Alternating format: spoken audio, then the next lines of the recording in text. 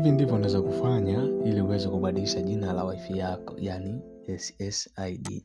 Nenda Google Chrome kisha usearch 19 au router network. Kisha login kwa kutumia IP yako address.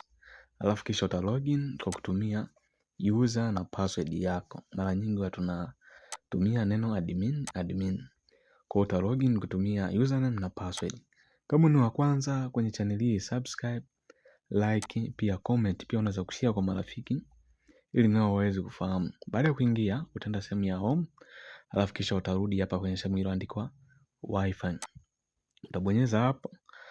Kisha bonyeza hapo utakuta neno limeandikwa SSID.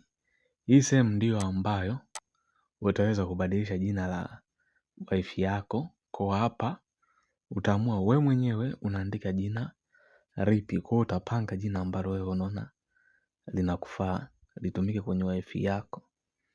So utaandika, alafu kisha maliza kuandika uta save kwa kubonyeza neno save, na hapo utakuwa umefikia mwisho kabisa.